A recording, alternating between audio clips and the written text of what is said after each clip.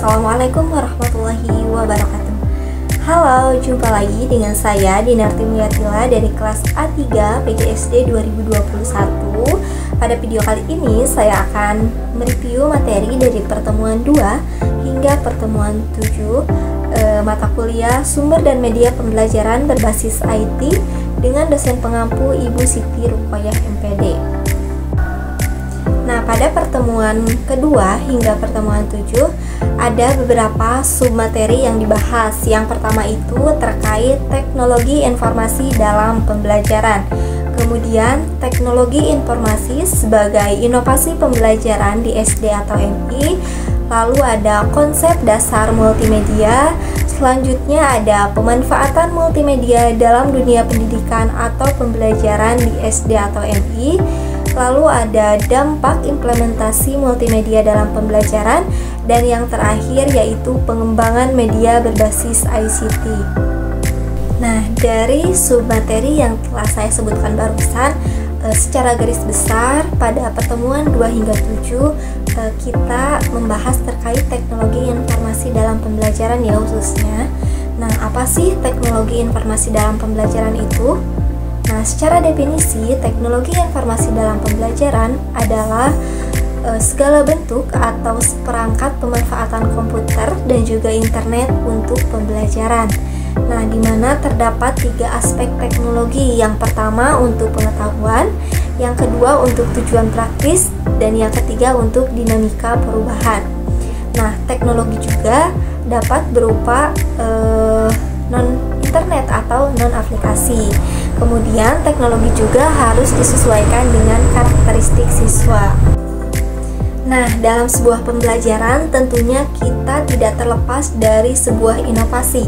Nah, inovasi pembelajaran yang dimaksud di sini yaitu segala sesuatu hal yang baru dalam berbagai komponen. Nah, mengapa perlu adanya inovasi pembelajaran? Yang pertama, untuk menciptakan suasana belajar yang baru, menyenangkan, dinamis, dan juga penuh tantangan. Kemudian, untuk mempermudah peserta didik dalam memperoleh informasi, serta pembelajaran pun akan lebih hidup dan juga bermakna. Nah, dalam teknologi tentunya ada multimedia. Apa sih multimedia itu? Nah, multimedia adalah penggunaan komputer untuk menggabungkan informasi berupa teks, gambar, suara, animasi, atau bahkan video untuk ditampilkan oleh pengguna komputer. Nah, terdapat 2 jenis multimedia. Yang pertama, ada multimedia linier. Nah, di sini pengguna itu hanya dapat menjadi penikmat atau penonton pada produk multimedia tersebut. Contohnya seperti TV, koran, radio, dan sebagainya. Nah, yang kedua ada multimedia interaktif, di mana pengguna itu dapat melakukan kontrol dan mengakses berbagai elemen dalam multimedia. Contohnya itu seperti game, kemudian PPT, dan sebagainya. Selanjutnya ada pemanfaatan multimedia dalam dunia pendidikan. Yang pertama itu ICT untuk mendukung belajar massal atau klasikal. Nah, kemajuan TIK saat ini dapat memberikan pembelajaran secara daring. Kemudian teknologi saat ini juga dapat memfasilitasi, kemudian membekali, serta memudahkan pekerjaan siswa baik secara individu maupun kelompok. Nah, yang kedua itu ada ICT untuk mendukung belajar mandiri. Nah, dalam belajar mandiri, siswa berusaha sendiri untuk memahami isi pelajaran yang dibaca atau dilihatnya melalui audio visual. Nah, apabila siswa tersebut mengalami kesulitan, barulah bertanya kepada orang di sekitarnya, contohnya seperti teman, guru, dan sebagainya. Nah, dari situ dapat kita lihat bahwa peserta didik yang mampu belajar mandiri akan mampu mencari sumber belajar yang dibutuhkannya. Nah, yang ketiga ICT untuk mendukung sistem administrasi. Nah, di mana dalam sistem administrasi ini tentunya dibagi menjadi 4 hal. Yang pertama itu administrasi sekolah, kemudian sumber daya manusia, Yang ketiga ada keuangan dan akuntansi, dan yang terakhir ada manajemen fasilitas. Nah, beberapa keuntungan untuk sistem administrasi itu diantaranya di mana pendaftaran dapat dilakukan secara online, kemudian dapat meningkatkan keterampilan pendidik dalam bidang TIK, lalu sistem pelaporan dan keuangan dapat lebih mudah dengan adanya teknologi, dan yang terakhir manajemen fasilitas pun akan mudah untuk dipantau. Yang terakhir ada ICT untuk menunjang personality. Nah, maksudnya di sini itu ICT dapat memberikan kontribusi yang signifikan terhadap perkembangan peserta didik yang menjadi manusia yang lebih berkarakter. Implementasi multimedia dalam pembelajaran tentunya memiliki dampak negatif dan juga dampak positif. Nah, adapun dampak positif dari implementasi multimedia dalam pembelajaran, yang pertama itu dapat memfasilitasi pembelajaran visual dan auditif, lalu meningkatkan ketertiban, motivasi, dan aksesibilitas. Selanjutnya dapat memfasilitasi pembelajaran berbasis proyek, kemudian mendorong kolaborasi dan komunikasi, dan yang terakhir memungkinkan pemantauan dan evaluasi yang lebih baik. Kemudian dampak negatif dari implementasi multimedia dalam pembelajaran, yang pertama yaitu kurangnya keberadaan fasilitas, kemudian kurangnya interaksi guru dan siswa, kurangnya kesesuaian dengan kondisi siswa atau guru, dan yang terakhir kurangnya pengembangan keterampilan guru. Nah, pada submateri yang terakhir membahas mengenai pengembangan media berbasis ICT. Nah, adapun langkah-langkah pengembangan media berbasis ICT, yang pertama itu kita bisa menyusun sebuah kerangka dan pengembangan alat yang akan digunakan dalam multimedia. Yang kedua, mengembangkan media menggunakan alat yang sudah dicocokkan dengan multimedia tersebut.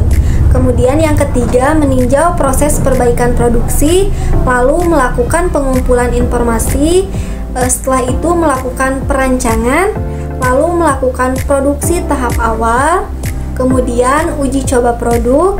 Setelah diuji coba, baru melakukan revisi perbaikan produk baik awal maupun akhir, dan yang terakhir mengimplementasikan produk. Nah, mungkin itu saja review materi dari pertemuan 2 hingga pertemuan 7. Terima kasih.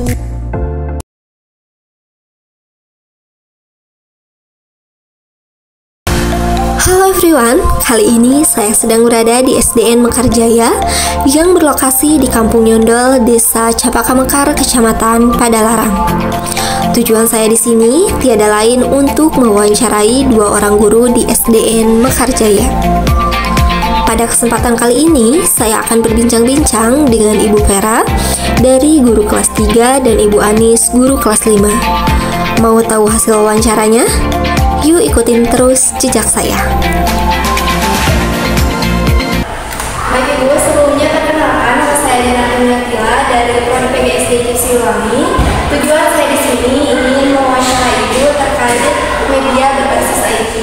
Sebelumnya saya ucapkan terima kasih kepada Ibu yang telah bersedia menjadi narasumber. Sebelum pertanyaan, mungkin boleh Ibu memperkenalkan diri terlebih dahulu. Saya guru SDN Mekarjaya, Vera Cynthia Sugandi. Baik Ibu, mungkin untuk mempersingkat waktu langsung saja ke pertanyaan yang pertama. Bagaimana integrasi atau penggabungan teknologi yang Ibu lakukan dalam pembelajaran sehari-hari di kelas? Penggunaan berbagai sumber teknologi, menggunakan laptop, internet untuk mengelola siswa yang ada dalam kelas. Oke, untuk yang selanjutnya, bagaimana cara Ibu memilih dan mengevaluasi sumber daya digital untuk digunakan dalam pembelajaran kelas? Pertama, melihat fasilitas, yang kedua melihat karakteristik dari siswa. Selanjutnya, bagaimana cara Ibu merencanakan dan juga menyusun materi pembelajaran yang dimana dalam itu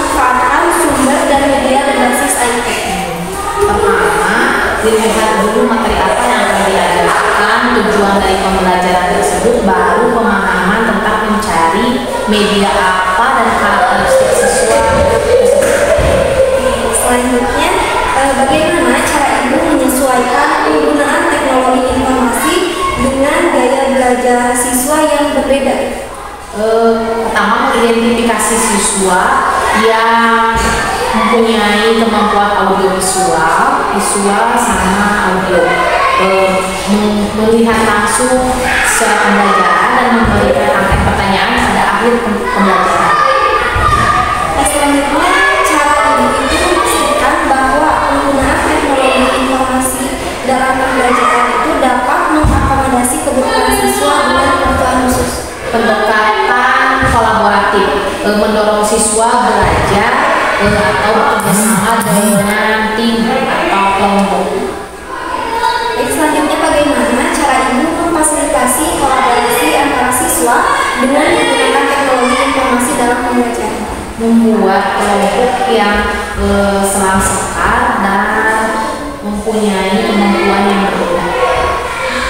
Selanjutnya, apa saja media berbasis IT yang pernah digunakan atau sering digunakan dalam pembelajaran? Kuis dan poster interaktif. Adakah contoh inovatif dalam penggunaan teknologi informasi untuk menciptakan atau membuat pembelajaran itu lebih menarik atau bermakna bagi siswa? Ada siswa dicoba untuk mencari melalui internet untuk melihat bagaimana materinya dia kuasai dan dipahami. Dari situ siswa mulai belajar atau mengembangkan gaya imajinasinya. Apakah ada hambatan atau kesulitan dalam pembuatan maupun penerapan media yang dirancang? Ada, itu kurangnya fasilitas dari sekolah. Solusi untuk mengatasi hambatan tersebut seperti apa? Pertama, biasanya dimanfaatkan fasilitas pribadi seperti laptop, speaker, dan yang lain-lainnya. Yang kedua, mungkin kalau misalnya materi sebelum di-download di sekolah, biasanya di-download dulu, jadi pas di sekolah sudah bisa langsung siswa lihat. Baik, ibu itu saja pertanyaan yang bisa saya ajukan. Saya ucapkan terima kasih atas jawaban ibu dan mohon maaf juga mengganggu waktunya. Tidak. Perkenalkan, nama saya Dina Tunatullah dari PDSD Siwangi. Tujuan saya di sini ingin mewawancarai ibu terkait media berbasis IT. Sebelumnya saya ucapkan terima kasih atas kesediaan ibu untuk menjadi narasumber. Sebelum ke pertanyaan, mungkin boleh memperkenalkan diri terlebih dahulu. Perkenalkan, nama saya Sumali. Saya dari kelas 9. Terima kasih atas kedatangan di sini. Mudah-mudahan jadwal acara kita hari ini dilancarkan. Baik, ibu untuk mempersingkat waktu, mungkin langsung saja ke pertanyaan yang akan ada. Bagaimana integrasi atau penggabungan teknologi yang ibu lakukan dalam pembelajaran sehari-hari di kelas? Kalau untuk pembelajaran hari, biasanya menggunakan, sebenarnya jarang menggunakan itu, cuma sekali biasanya menggunakan laptop, karena kalau untuk proyektor di sini belum ada. Lalu digabungkan biasanya dengan sosial media, itu jarang sekali, tapi sebelum untuk membantu semua anak itu sangat membantu. Oke, untuk pertanyaan selanjutnya, bagaimana cara ibu memilih dan mengevaluasi sumber daya digital untuk digunakan dalam pembelajaran? Sebelum diberikan jika dulu kan ada waspadanya disesuaikan dengan lingkungan sekitar di sini. Apakah kita menggunakan misalkan dampak setelahnya, biasanya kan anak-anak suka gitu ya, setelah itu kan bisa dicari sendiri, ternyata di luar konteks nih, jadi harus segera dipilih baru dikasihkan ke atas. Selanjutnya, bagaimana cara ibu merencanakan dan juga menyusun materi pembelajaran yang di dalamnya itu memanfaatkan sumber dan media berbasis IT? Tersebut disesuaikan dulu media dengan materi yang akan diajarkan, lalu disesuaikan juga dengan hal-hal yang sangat populer yang mungkin anak-anak di sekitarnya tahu, karena kan semua pasti punya gadget pasti punya. Nah, jadi untuk menentukan supaya cepat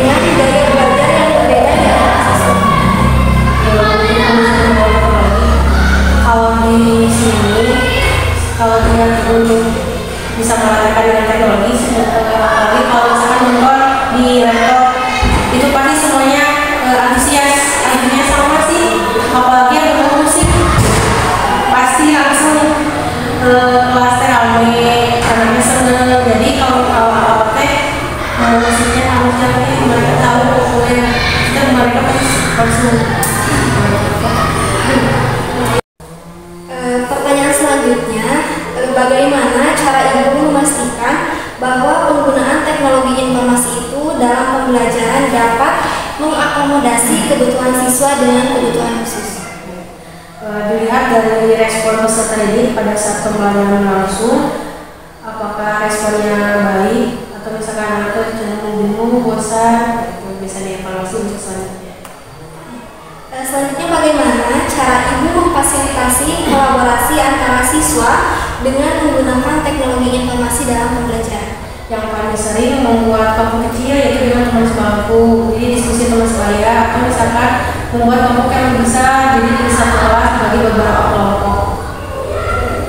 Selanjutnya, apa saja media berbasis IT yang pernah ibu gunakan atau sering ibu gunakan dalam pembelajaran di kelas? Kalau yang jarang kan nonton laptop, atau misalkan saya sendiri menggunakan laptop, tapi itu sangat jarang. Atau yang paling sering mah menggunakan gadget, atau misalkan kuis dari handphone, yang sederhana, paling sederhana. Oke, selanjutnya, adakah contoh inovatif dalam penggunaan teknologi informasi untuk menciptakan atau membuat pembelajaran itu lebih menarik dan bermakna bagi siswa? Karena siswa tidak diperbolehkan membawa gadget, paling untuk inovatifnya anak disuruh diPR-kan di rumah mencari informasi dari internet, lalu cara mengumpulkannya dibuat cerita bergambar dari poster atau di buku gambar mereka sendiri. Selanjutnya, apakah ibu mengalami hambatan atau kesulitan dalam pembuatan maupun penerapan media yang telah ibu rancang? Ada. Yang paling berpengaruh itu dari segi isinya, atau misalkan ingin menggunakan nonton film sejarah apa, kendalanya yang ada di sini belum ada proyektor, itu salah satu kendala. Oke. Adakah solusi untuk mengatasi permasalahan tersebut atau hambatan tersebut? Jadi sebelum hamil berapa misalkan akan menggunakan IT, jadi dipastikan dulu semuanya siap. Pak tadi kan misalnya sinyal nih, harus tahu tempat sinyal yang bagus di mana nih. Nah, kalau misalnya untuk proyektor, Pak itu harus 2 minggu sebelumnya dipikirkan dulu apakah mau menyewa atau bisa meminjam. Jadi sebelum-sebelumnya gitu. Baik Ibu, mungkin itu saja pertanyaan yang dapat saya ajukan. Saya ucapkan terima kasih atas jawaban-jawabannya dan mohon maaf juga mengganggu waktunya. Tidak apa-apa. Mohon maaf kalau misalnya jawabannya kurang berkenan atau tidak sesuai.